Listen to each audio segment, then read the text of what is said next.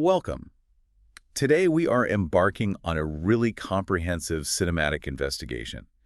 We're going to take an intense look at the sources, the brutal production conflicts, and of course the enduring mastery behind Francis Ford Coppola's 1972 epic, The Godfather. It's a film that truly redefined American cinema. It did. And you find that the story of how it was made is, in many ways, just as compelling as the one you see on screen. It absolutely is. I mean, the sources we've examined chronicle this almost impossible journey. It starts with Mario Puzo's novel, which is, kind of a quick sell sensationalist book. Right. And it culminates in this 3-hour film that Coppola brilliantly reframed. He was so insistent that it was not just another crime story. No, it was something much bigger. It was a sweeping, tragic family chronicle, and I think this is the most critical element, a piercing metaphor for the darkest, most ruthless side of capitalism in America. The tension on screen is just constantly mirrored by the creative and financial tensions off screen. That focus on the duality family loyalty versus this kind of corporate savagery, that's exactly what elevates the material, isn't it? Mm-hmm. So today we want to uncover those often vicious, often secret battles fought between the young director and the penny-pinching studio executives. We'll explore the impossibly challenging casting decisions that created cinematic legends, and finally contextualize the truly unprecedented cultural and financial impact this single film achieved. It really established the blueprint for the modern American blockbuster. It really did. Okay, let's unpack this incredible saga, beginning right at the source. With the book. The genesis of this whole empire begins with Mario Puzo's 1969 novel. And the numbers surrounding its success, even today, they're just staggering. An instant, colossal hit. It sold over 9 million copies in just 2 years. 9 million. And for several years, it held the title of the best-selling published work in history. That success is the vital backdrop here. It really highlights the incredible gamble Paramount Pictures took when they acquired the film rights. And they did it way back in 1967, long before the novel became this huge cultural phenomenon. They were buying a concept, really, a promise. That's it, exactly. And what makes the whole transaction just a legendary piece of Hollywood financial history is the price tag. They acquired those rights for only $80,000. $80,000. It's unbelievable. And that purchase was based solely on Puzo's unfinished 60-page manuscript, which he was tentatively calling Mafia. And Puzo's motivation for selling so cheap, it reveals so much about the themes that would become central to his writing: debt, desperation, obligation. He was in trouble. He was utterly desperate for money. Specifically, he needed $10,000 immediately to settle some pretty massive gambling debts. So it was a fire sale, essentially. It was. His own agent told him to reject the $80,000 offer, arguing he could get much, much more. But Puzo accepted because that immediate cash flow was a necessity for survival. It's the ultimate capitalist irony, isn't it? One of the biggest media properties in history was acquired for a pittance because its creator was caught in a moment of extreme financial distress. The kind of distress Vito Corleone specialized in creating. Exactly. So once Paramount had the rights, their focus shifted to the creative team, and they specifically demanded an Italian-American director. Why was there such an insistence on that? Well, the decision was purely pragmatic. It was a form of corporate risk mitigation, really. Paramount had recently suffered a massive financial failure with their previous gangster film, The Brotherhood. Ah, okay. And the executives believed the reason for that film's catastrophe was its perceived inauthenticity. It lacked significant cast or creative team members of Italian descent. So for The Godfather, they wanted it to be, and this is the quote, ethnic to the core. They were hoping authenticity, or at least the appearance of it, would prevent another box office disaster. That was the idea. So they needed a director who could provide that, but many of the biggest names refused. Sergio Leone, the master of the spaghetti western, he was their first choice. Leone declined, but not because he wasn't interested in the genre. He was just deeply committed to developing his own gangster epic, which would eventually become the monumental Once Upon a Time in America. Okay, so he was busy. Who else? The second major candidate was Peter Bogdanovich, but he just wasn't interested. He said he had no interest in making a film about the mafia. For him, it was a creative mismatch. And the list of refusals just kept growing, didn't it? Peter Yates, Richard Brooks, Arthur Penn, Otto Preminger, they were all approached and said no. The studio was truly scrambling. It really reflected a widespread reluctance in Hollywood to touch a mafia story after all the recent failures. And eventually, the chief assistant to the head of Paramount, Robert Evans, this assistant was Peter Bart, he suggested Francis Ford Coppola. Coppola was a very attractive package for the studio. He was Italian-American, so he fit the ethnic mandate. And crucially, his own production company, American Zoetrope, was in serious financial jeopardy. Which suggested he'd be desperate enough to accept a low sum and stick to a strict low budget. Exactly. But Coppola, he was initially repulsed by the material. He thought it was sleazy and sensationalist. He even called it pretty cheap stuff. He felt it was beneath his artistic aspirations, especially after his more experimental work. So what was the financial arm twisting that changed his mind? The financial peril was severe enough to override his artistic ego. American Zoetrope owed Warner Bros. Over $400,000 because of budget overruns on the George Lucas film THX 1138. And Coppola was personally liable for that. The pressure was immense. He took the job for $125,000 plus 6% of the gross rentals. It was a huge gamble that he would later parlay into immense fortune, but one he took out of sheer necessity at the time. So the immediate need for survival forced him to take a job he despised. But he had to find a way to reconcile his artistic integrity with the genre material. How did he pivot his perspective? This is the moment where art really overrides pulp. Coppola only reversed his initial negative opinion when he found the underlying thematic structure that made the project worthy of his time. He realized it shouldn't be viewed narrowly as just an organized crime story. Exactly. He saw it as an epic family chronicle. He saw the Corleones as this dark, twisted mirror reflecting the true nature of American power, industry, and corporate capitalism. That reframing allowed him to treat the material seriously and gave him the intellectual armor to fight the studio later on. And that reframed vision of a period family epic immediately put him at war with Paramount Pictures. A war with Paramount, which was owned by the massive conglomerate Gulf and Western. The studio was deeply, deeply worried about expensive failures and was obsessed with low budgets. You can see the scale of the fight just in the budgetary shifts. The initial budget estimates were ridiculously low. From $1 million up to $2.5 million. And Coppola fought relentlessly for more, arguing that his vision required serious resources.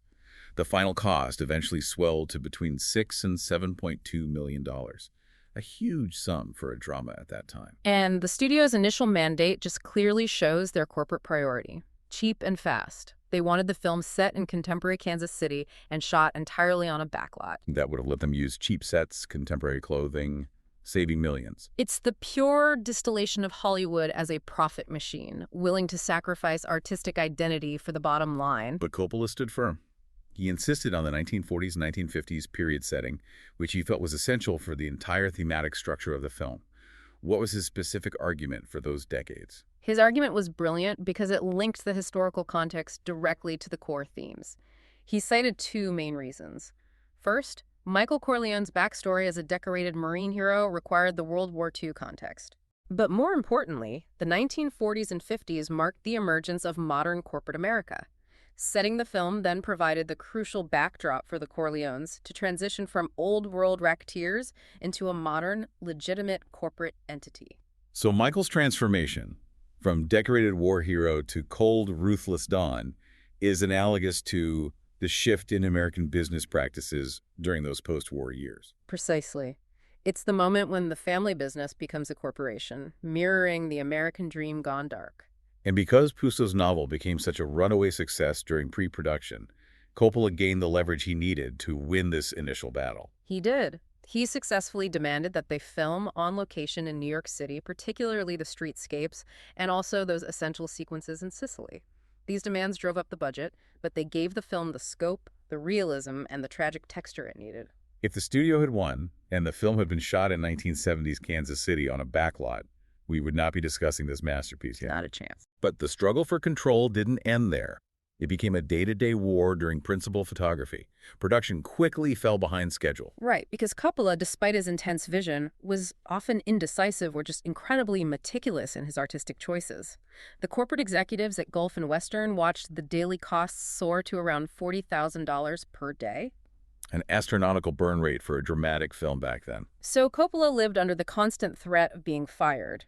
He knew the executives were frustrated, particularly Gulf and Western CEO Charles Bluedorn. And the threat was real enough that Robert Evans, the head of Paramount Production, actually approached the legendary director Elia Kazan. Yes, he asked him to take over the film. He genuinely feared Coppola was too young and inexperienced to handle a project of this magnitude and cost. And the sources suggest Coppola was hyper-aware of these machinations.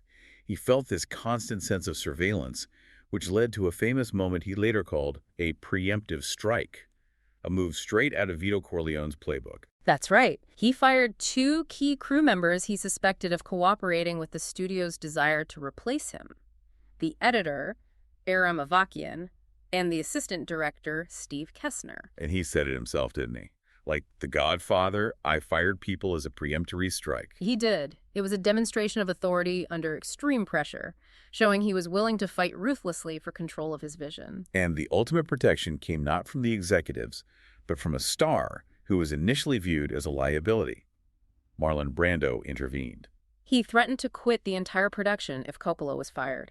That move alone gave Coppola the shield he needed against the studio's corporate aggression. But even with Brando's support, the studio still demanded creative compromises to ensure the film had broad commercial appeal. They were so concerned about the film being too slow or too character-driven that Paramount even threatened to hire a violence coach. A violence coach. Sounds like something out of a satire. It does. And Coppola had to concede. He added more visceral, sensational scenes to keep the studio happy and preempt this interference.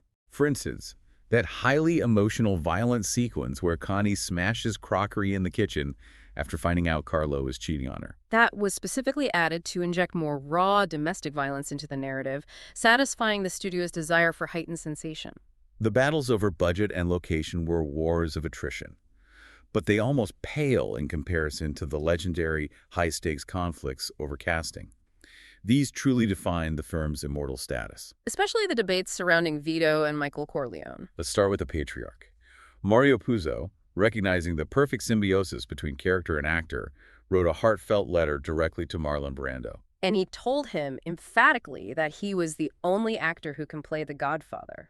That's a powerful and persuasive piece of primary source material. Despite the author's endorsement, Paramount executives resisted Brando ferociously. They were looking at his recent filmography, which is marked by poor box office performance. And they feared his notoriously short temper and his reputation for being difficult, which translated directly into the risk of expensive production delays. So they preferred safer, more bankable choices. Oh, yeah. Alternatives they considered included Ernest Borgnine and Orson Welles, who even lobbied Puzo personally for the role. Laurence Olivier was another studio favorite. But his agent declined, claiming Olivier was too ill. A somewhat dubious claim, given that Olivier went on to film the physically demanding Sleuth that same year. Right. So the studio wanted anyone but Brando. Coppola was just unwavering in his preference for either Brando or Olivier. The debate raged for months, eventually forcing a monumental compromise. Imposed by Paramount president Stanley Jaffe, Brando would be allowed to read for the part, but only if he did a formal screen test. A huge deal for an actor of his stature. And Coppola knew the gravity of this moment. He was clever about it. He didn't frame it as an audition, which would have surely insulted the legendary actor. He claimed he just needed to test makeup and equipment at Brando's California home. And Brando, understanding the test was unavoidable, performed brilliantly. He famously improvised the look right there. He stuffed cotton balls in his cheeks to achieve those distinct jowls. Used shoe polish to darken his thinning hair, and rolled up his collar to create that menacing yet regal silhouette. That impromptu screen test convinced the executives. But the studio's distrust remained. They imposed severe financial conditions to mitigate the risk. Brando had to accept a surprisingly low salary for an actor of his stature. And, critically, he was required to post a substantial bond against any production delays he might cause. It just highlights the corporate mindset. The art was secondary to asset protection. Of course, the film's success made this all moot. Brando later earned $1.6 million from his net participation deal, showing the enormous profit the once feared choice generated. So if the fight for Vito was about mitigating risk from a known star, the conflict over Michael Corleone was about securing star power versus Coppola's demand for authenticity. Exactly. The studio desperately wanted box office bankability. Their preference list was a roster of established leading men: Warren Beatty, Robert Redford, and Ryan O'Neal, who was fresh off the massive success of Love Story. They also seriously considered the French star Alain Delon. But Coppola's vision demanded an unknown face who looked authentically Italian-American, and he focused entirely on Al Pacino, who was then a relatively unknown theater actor. The executives hated this idea. They thought Pacino was too short, they weren't convinced he could transition from stage to film, and they just didn't see him as a leading man. The struggle over Pacino was brutal. It nearly cost him the role. Pacino struggled in his early screen tests, reportedly forgetting lines and improvising awkwardly. And because of this, James Carrion was actually offered the part of Michael initially. Carmine Caridi was awarded the role of Sonny Corleone. It was a huge directional shift. The turning point came when Coppola pleaded with producers Al Ruddy and Robert Evans to watch Pacino in his recent film, The Panic in Needle Park. Seeing that nuanced performance finally convinced them. It did. Coppola successfully lobbied for Pacino to get Michael, but it was contingent on Curran agreeing to take the role of the hot-tempered Sonny Corleone, replacing Caridi. And Evans actually preferred Carrion for Sonny over Caridi. He did, and partially because Curran was 7 inches shorter than Caridi. This was a subtle but important piece of visual engineering. It made Carrion's height much closer to Pacino's, ensuring the physical dynamics between the two warring brothers felt more authentic on screen. We also have to acknowledge the fascinating circle of casting surrounding Robert De Niro. He was initially cast in the supporting role of Poligato, a Corleone soldier, but he quit the project to take the lead role in The Gang That Couldn't Shoot Straight. The very role Pacino had initially been contracted for at MGM before The Godfather opened up for him. The destiny of these great actors was completely intertwined by this one production. And for the supporting cast, Coppola secured his choice for the consigliere, Tom Hagen, right away with Robert Duvall. But the casting of Johnny Fontaine, the singer character, that sparked one of the most bizarre and direct clashes between Hollywood fiction and real-life organized crime. It really did. The singer Al Martino was initially given the role by producer Al Ruddy, but Coppola, once he was hired, replaced Martino with the established singer Vic Damone. Martino was apparently furious. And the sources confirm he appealed directly to his godfather, who is the mob boss, Russell Bufalino. So Damone eventually dropped out of the film. He cited a low salary, but widely held speculation suggests he feared the consequences of provoking a real-life mob boss over a fictional movie role. And Martino got the role back. This whole incident occurred despite legendary entertainer Frank Sinatra threatening to bar Martino from performing in Las Vegas if he took the part. All because of the widely believed parallel between the fictional Johnny Fontaine and Sinatra himself. It's a moment that perfectly captures the chaos surrounding the set. Finally, it's worth remembering that Coppola populated the Corleone world with his own family, cementing the theme of the family chronicle both on and off screen. His sister, Talia Shire, played Connie. His father, Carmine Coppola, was an extra playing the piano during the wedding scene. And his infant daughter, Sofia Coppola, appeared uncredited as Michael Rizzi during the pivotal baptism sequence. So, with the cast finally secured, the production moved into translating Puzo's sprawling, complex novel into a manageable screenplay. Puzo himself was tasked with writing the first draft, for which he received $100,000 plus a percentage of the film's profits. The collaboration between Puzo and Coppola was initially marked by distance. They worked separately for a time, Puzo in Los Angeles and Coppola tackling his version in San Francisco. It was Coppola's process, however, that speaks volumes about his structural discipline. His method was just organizational genius. He literally tore out pages from the novel, pasted them into this intensive 3-ring binder notebook, and meticulously annotated every single one of the book's 50 scenes. He made notes on themes, decided whether to include a scene, detailed ideas for filming, constantly ensuring fidelity to authentic Italian culture and his corporate family thesis. That annotated notebook, more than any draft, became his Bible for the entire production. And the finished screenplay clocked in at 163 pages, a robust length, but 40 pages over what Paramount had initially requested, again, showing Coppola's resistance to shortening the scope. And while Puzo and Coppola share the writing credit, we have to acknowledge the uncredited work performed by screenwriter Robert Towne. He contributed specifically to refining the dialogue in the iconic garden scene between Brando's Vito and Pacino's Michael. But despite the script's polish, before filming could proceed smoothly, the production faced intense, dangerous, and very real pressure from organized crime figures themselves. Specifically from the Italian-American Civil Rights League. This group was led by Joseph Colombo, a major New York mobster who claimed the film promoted negative stereotypes about Italian Americans. The League's primary demand was surprisingly specific: the removal of the words mafia and Cosa Nostra from the entire script. which highlights the political sensitivity and the active desire by real-life crime figures to sanitize the public image of Italian Americans, using the film as a battlefield. Coppola later clarified that Puzo's entire screenplay only contained 2 instances of the word mafia and none of Cosa Nostra. Nonetheless, these words were removed and replaced with other terms to appease the League's political demand. The change didn't fundamentally compromise the plot, but it represented a strange concession to the very subjects the film was about. And the conflict quickly moved beyond protests and political pressure. The situation became genuinely dangerous. Producer Albert S. Ruddy's car windows were shot out. A note was found on his dashboard warning him to shut down the movie or else. That incident confirms the production was dealing with real threats that mirrored the fictional stakes of the film. And the resolution is one of the most surreal anecdotes in cinematic history. Ruddy, faced with this serious intimidation, met personally with Joseph Colombo and delegates from the League numerous times. He eventually agreed to frame the film as being about individuals, the Corleones, and assured them it would avoid defaming or broadly stereotyping Italians. This agreement, though heavily criticized by some, was honored. The words were removed, and the League ultimately supported the film. The absurdity was capped off when Ruddy was made an honorary captain of the Italian-American Civil Rights League. It just underscores the bizarre intersection of Hollywood and organized crime necessary to bring this masterpiece to the screen. Now let's pivot from the production war to the narrative itself. We don't need a scene-by-scene plot summary for an informed listener, but we absolutely must examine the pivotal moments that define Michael Corleone's tragic arc and illustrate Coppola's metaphor of capitalism. The opening sequence, Connie and Carlo's wedding in 1945, is so critical for establishing the hierarchy and the illusion of separation.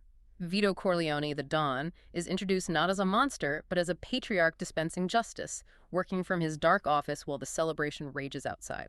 And that's where we meet Michael Corleone, the outsider, the decorated war hero, who's consciously trying to separate himself and his girlfriend Kay Adams from the family business. This contrast is the entire emotional engine of the film. But Vito's business is everywhere, even on a day of celebration, because his power is built on obligation and favor, the ultimate currency of corporate leverage. And that leverage is perfectly visualized in the famous horsehead sequence, which occurs early on to establish the severity of Vito's reach. Singer Johnny Fontaine needs Vito's help to secure a movie role that will save his career. So Tom Hagen is sent to persuade the Hollywood studio president, Jack Woltz. Woltz's initial refusal is a show of corporate dominance. He tells Hagen he won't be intimidated. The pressure that applied is not simple murder, but corporate terrorism. Woltz wakes up to find the severed, bloody head of his prized stud horse in his bed. And this is not arbitrary violence. It is the ultimate economic threat against an asset. Woltz's power is broken by destroying the thing he values most, not his life, but his property and his reputation. The Corleone family acts as a dark, efficient corporate raider, using violence as a tool for market correction. The genuine crisis for the Corleones is sparked by the narcotics dispute. Drug baron Virgil, the Turk, Salozzo, proposes that Vito invest in his narcotics business, promising police protection. Vito refuses, but the reasons are purely corporate and pragmatic. He fears involvement in drugs would alienate his political connections, which are essential for the family's legitimacy and long-term survival. He's protecting the brand equity of the Corleone name. This refusal leads to the attempted assassination of Vito, triggering the war. And Michael, witnessing his father's vulnerability in the hospital and realizing the depth of police corruption with Captain Mark McCluskey on Solozzo's payroll, he recognizes that his principal separation from the family business is impossible. This leads to the definitive transformation. Michael volunteers to meet Solozzo and McCluskey, and this is not a rash act of vengeance. It's a calculated managerial decision to eliminate the threats. The scene in the Bronx restaurant is a study in controlled terror. Michael, the reluctant Marine, executes both men. Coppola uses the sounds of the passing elevated train and the specific staging to highlight Michael's cold, methodical calculation. This act is his irreversible baptism into the family business. He doesn't just become a killer, he becomes the most ruthless, effective corporate head the family has ever produced. He's willing to do what his hot-tempered brother Sonny would not: manage the violence with intellectual precision. And this transition from wartime hero to cold-blooded executor forced Coppola to rely entirely on Pacino's capacity to portray that inner turmoil. He had to convince the audience that this man could physically do the act, but the greater tragedy lay in his intellectual surrender to darkness. The war erupts, leading to inevitable personal devastation, which is essential for the film's tragic structure. Sonny, the impulsive, loyal brother, retaliates against Connie's abusive husband, Carlo Rizzi, for physically abusing her. When Carlo engineers another beating, Sonny speeds recklessly to intervene. And the murder of Sonny at the highway toll booth is devastating. It is a brilliant piece of cinematic choreography, showing how personal, emotional rage, Sonny's greatest weakness, makes him vulnerable to the cold, organizational calculation of his enemies. And you must feel sympathy for the victim here. Sonny is murdered because he acted on a protective instinct for his family, and the brutality of the ambush is just overwhelming and sudden. It illustrates the crippling personal toll this life demands. The tragedy continues in Sicily with Apollonia's death, another innocent victim caught in the corporate crossfire of the family's enemies. All this bloodshed finally brings Vito back to the table, exhausted, setting up the ultimate tactical retreat. He ends the war by agreeing to withdraw his opposition to narcotics and, crucially, agreeing not to avenge Sonny's murder. It is the ultimate pragmatic corporate decision, sacrificing personal vengeance for the long-term survival of the organization. And with peace restored, Vito prepares Michael for succession, passing on not just the business, but a specific warning. Don Barzini was the true adversary, and a traitorous Corleone capo would attempt to set up Michael. Michael returns, marries Kay, and assumes the position of Don in 1955. His first major strategic move, relegating Tom Hagen to Las Vegas operations, is fascinating. Michael views Hagen as not a wartime consigliere, emphasizing that the family's future requires a more ruthless, strategic mindset, not just legalistic advice. He then prepares to consolidate their operations in Las Vegas, transitioning the family capital from street crime to legitimate casino wealth. The film reaches its chilling climax in the dual events of Vito's death and the baptism sequence. Vito dies, a seemingly peaceful end while playing with his grandson, contrasting sharply with the bloody legacy he leaves behind. And then Tessio's betrayal is revealed, confirming Vito's warning. The structural genius of Coppola is fully realized in this final sequence. Michael stands at the baptismal font as the child's godfather, publicly renouncing Satan. While simultaneously, Corleone hitmen systematically execute the heads of the four rival families and the rebellious Mo Green in Las Vegas. This scene perfectly synthesizes the film's core theme: spiritual purification and corporate liquidation happening at the exact same moment. Michael is literally cementing his spiritual obligation to his godson while fulfilling his organizational obligation to destroy his enemies. It is a masterpiece of intercutting, cementing his complete and total succession. The final act of retribution is the elimination of the traitor within the family, Carlo Rizzi. Michael extracts Carlo's confession about his conspiracy with Barzini and Sonny's assassination. Michael assures Carlo that he is merely being exiled, but Clemenza garrotes Carlo in the car shortly afterward. The violence is efficient, precise, and entirely without emotion on Michael's part. And the ending provides that final devastating emotional toll on the observer, Kay. Connie confronts Michael, accusing him of ordering Carlo's death. Kay asks Michael if he did it, and he denies it, leaving her relieved, but only for a moment. She watches as the capos enter the office and pay their reverence to Michael as Don Corleone, and the door closes on her, separating her forever from his reality. The relief quickly turns to doubt and isolation. The artistic and narrative achievements were immediately validated by the film's financial success. The Godfather premiered on March 14, 1972, and was an immediate, historic blockbuster. The sheer economic magnitude of this film really can't be overstated. It became the highest-grossing film of 1972, ultimately earning between $250 million and $291 million in worldwide box office receipts. Domestically, it was the fastest film ever to reach $100 million in North America. Its success was so profound that it displaced Gone with the Wind as the top rentals earner in history, a record it maintained until the release of Jaws in 1975. And to provide context on the corporate impact, the profits generated by The Godfather were so high that the parent company of Paramount, Gulf, and Western Industries saw their per-share earnings jump that year from 77 cents to an astonishing $3.30 a share. This single film was an economic force. It set a new standard for the scale of cinematic profit. Critically, the film was universally acclaimed. It achieved that rare feat of merging great popular cinema with high art.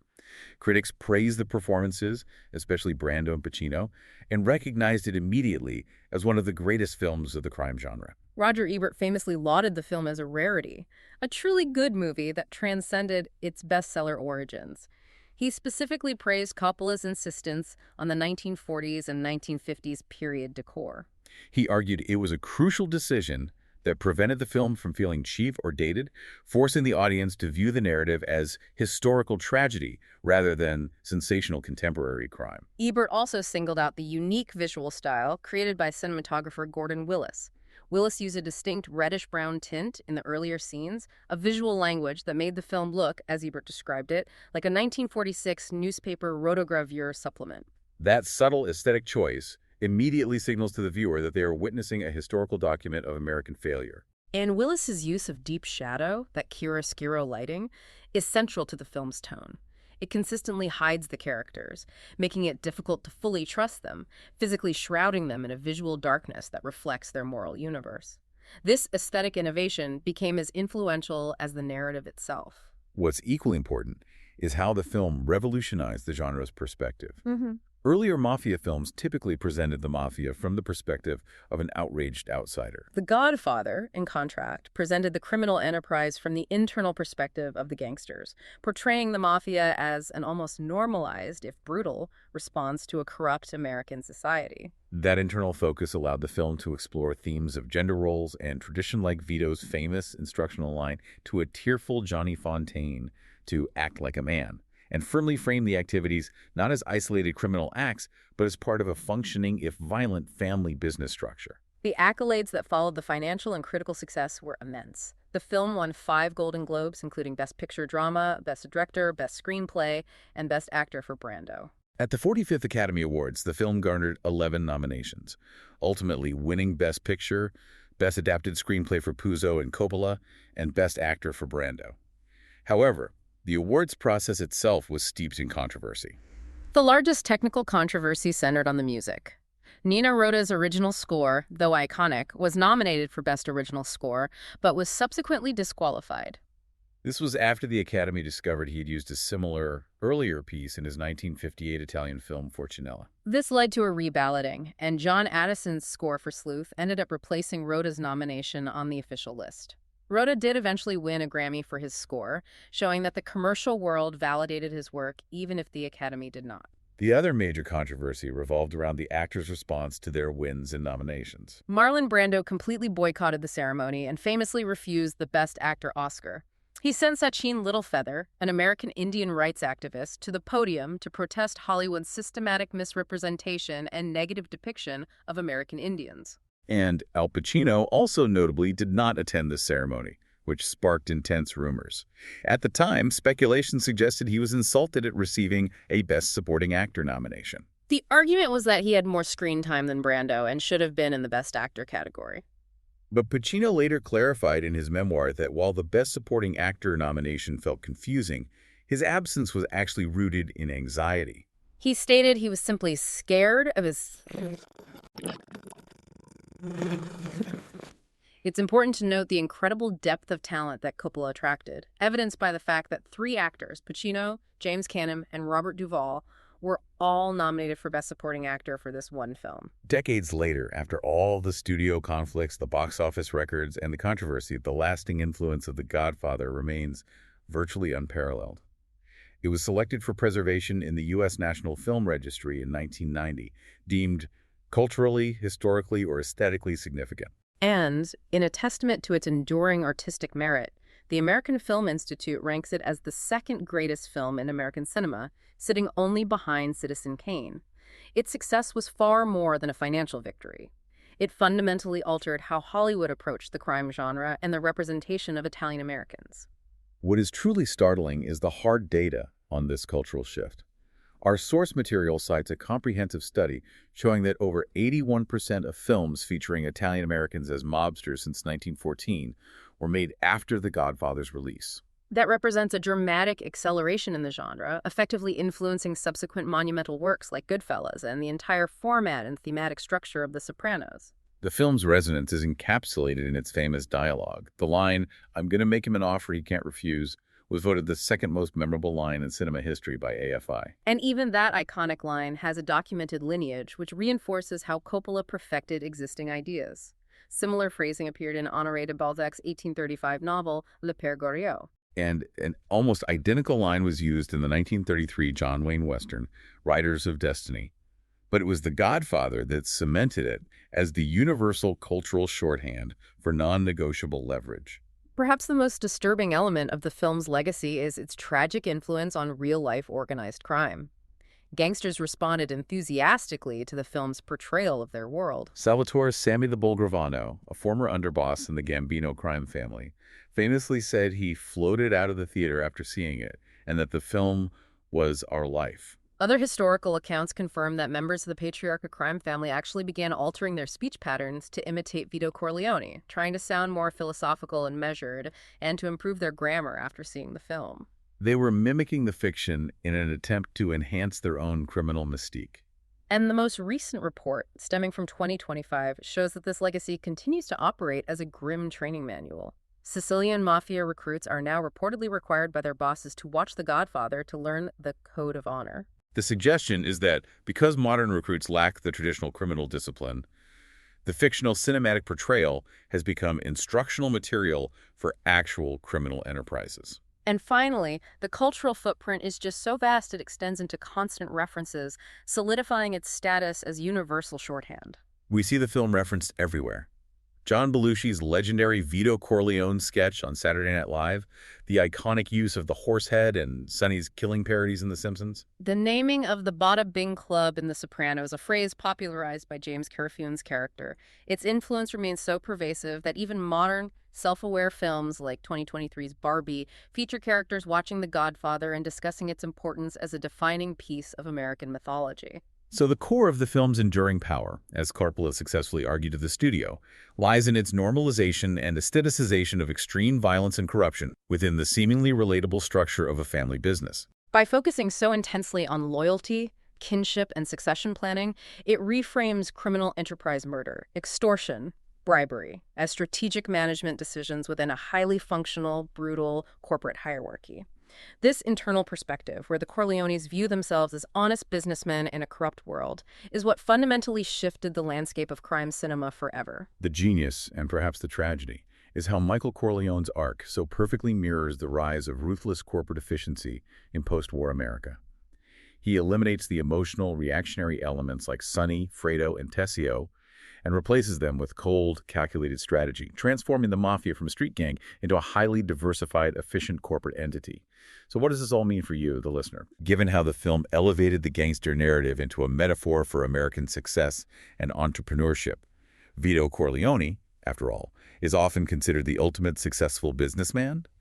How has this cinematic view blurred the line in the cultural consciousness between the romanticized pursuit of power and actual criminal enterprise?